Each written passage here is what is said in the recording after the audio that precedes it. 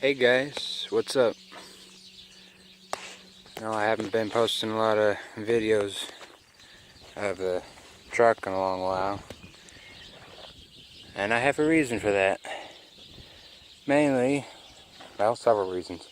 One, I got a new job working at a lumber yard an hour away from where I live, and the hours that I have to work there, it don't leave me a whole lot of free time to myself. So, for those of you who are subscribing for lots of videos from me, I do apologize. I will try to post videos, but it may be few and far in between. Second reason is the original motor in this beautiful 1979 Dodge D300 finally shot craps. And by shot craps, I mean it blew up. I was looking at at least $3,000 worth of money to put into it just to get it rebuilt. So I did the next best thing. I found me a used engine. Junkyard, same town where I work, had one. This is a 360 engine. Came out of a 1989 Dodge van, a D300 van. But it was throttled by the injection. I had to swap over the intake, the 4-barrel intake from my old motor, which it swaps over directly. And I had to change out I had to put my HEI distributor in it, which is no big deal. But this motor has several unique features about it.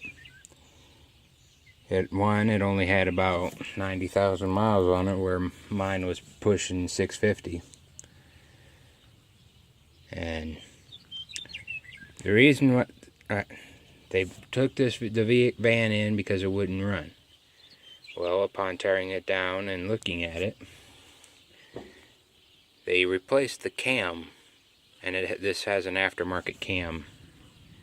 Me and my old man were thinking a power cam, but we're not sure if it's just a generic mom and pop store power cam, or if it's a comp cams, or if it's a house or whatever. But I'll start it up, and if y'all recognize the rumble to it, be sure to leave a comment to what cam you think it is. But when they put it all back together, they put it 180 degrees at a time, or close to that amount, because when I retimed the engine, and it was a almost good 180 degrees at a time. So that's why it probably didn't run. But oh well, they junked the motor. I got me a new motor, and this one only ran me about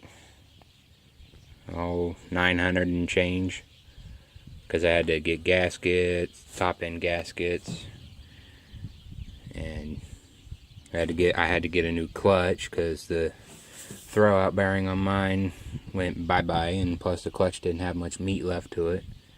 And I had to get a U-joint because the U-joint was slapping around in there. So, and a new alternator. This is a remanufactured. And yes, I had to get rid of the old stock one. For all you, I know it's going to break a lot of those Dodge enthusiasts, the purist hearts. Those guys, they're going to be crying in their sleep tonight.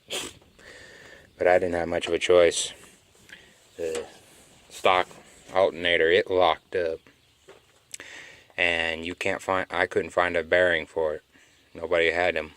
So they had a remanufactured, so I just bought a reman. Which is no big deal. I mean, I'm more into it, making sure it stays running. I don't give a shit about keeping things pure. I mean, hell, I put a GM HEI ignition system on this truck. That tells you the level of commitment I am to purity. But it's still got the 600 CFM Edelbrock 4-barrel. The Edelbrock Performer carburetor. 1405. But it has an electric choke on there. I added that. Aftermarket air cleaner, obviously.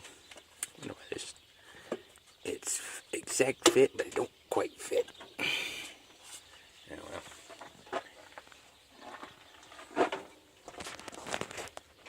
Let's see what else.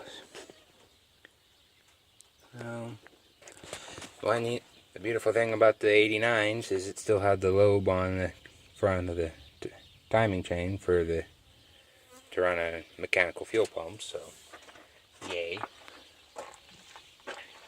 Other than that, and when I got the motor, it didn't, and they power washed it for me and they blew all the paint off it, so I had to hose it flat black, which it looks pretty good. And yeah, I think that's about it. I'll try to get driving videos in later at a later date, but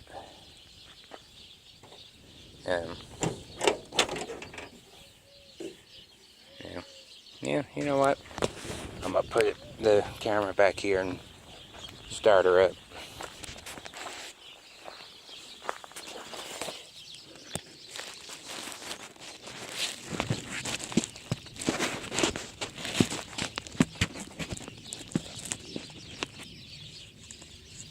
Trying to get the stupid thing rolling all over.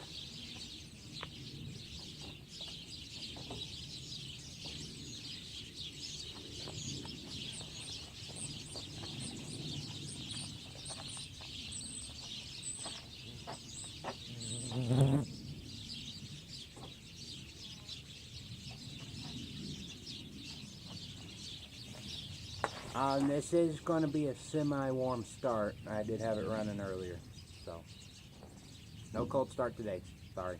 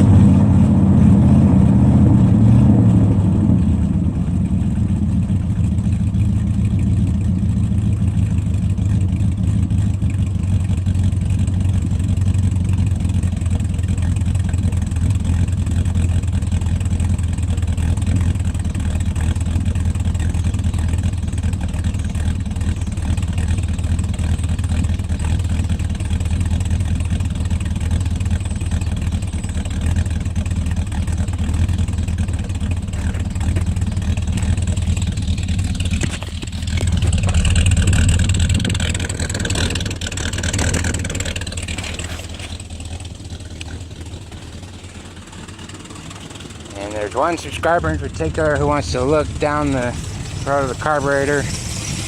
I will attempt to do so. I can't make no guarantees of the beauty of it.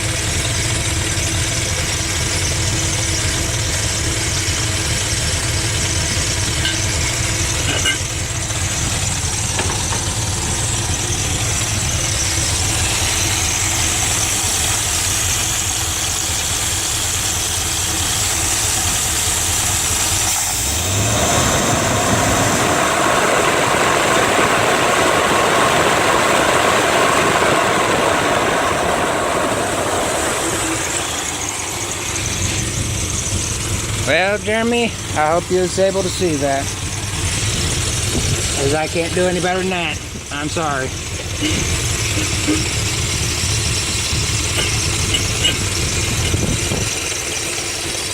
And for those of you who love the pedal pumping, I'm going to be experimenting to see how few of the pedals pumps it takes to get this thing to start. I didn't even have to pump the pedal. To be honest, I just cranked the sucker and she fired up. Oh man, I think I got dent it. Nah. Oh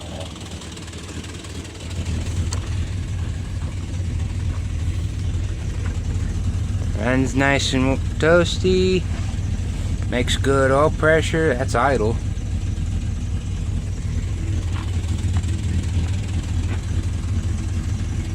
Clutch pedal is vibrating.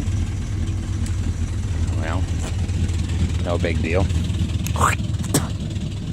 Stupid bugs. Oh. Changing living arrangements for me. I finally moved out of that hunk of junk into that one. Because I plan to hopefully, I hope if my finances hold up, I can move closer to where I work and I won't have to burn as much money for fuel. Because this thing still don't get that great of gas mileage. Gets a little bit better than the older motor, I'll grant that, but it's not perfect.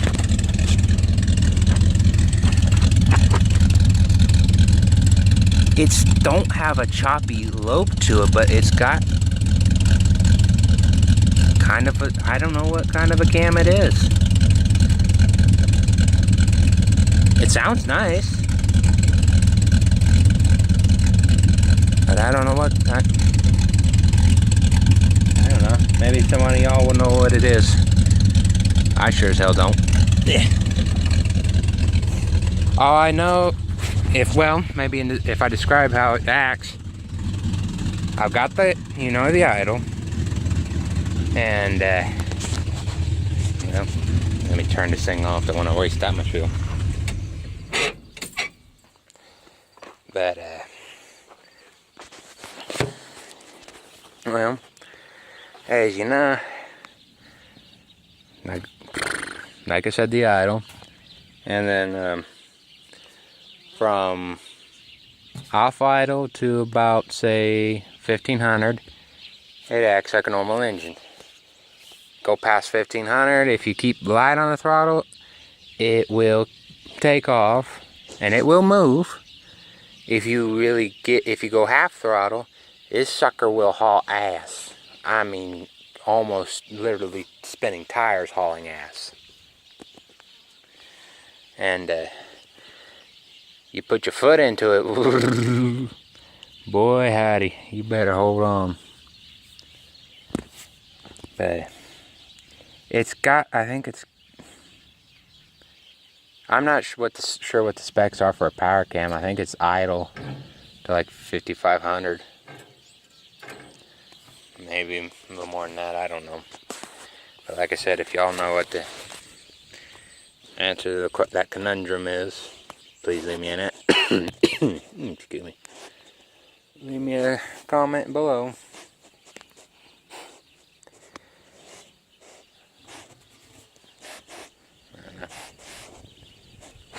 Stupid bugs here all over the place there. And anyway,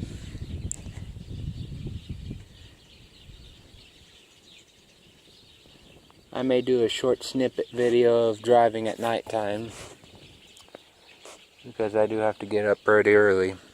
I have to get up at, I'm up at 2:45 in the morning. That's how early I have to get up to make it into town for work. Because I start work at 5 o'clock in the morning. And, excuse me. Oh, damn. I don't usually get off of work until noon. 11 o'clock noon, so. And plus the dealing with my grandfather, that in of itself takes time out of my daily life. This is probably actually the only real free time I've had in about since the last video I posted. Since I, just to have free time for me. Because usually, most of the time, I come home, get showered, and I have to go do work online, paperwork, shit like that. And by the time that rolls around, it's time for me to go to bed. Because I have to go to bed like 8 o'clock in order to get enough hours of sleep so my ass isn't dragging every time I walk through the doors.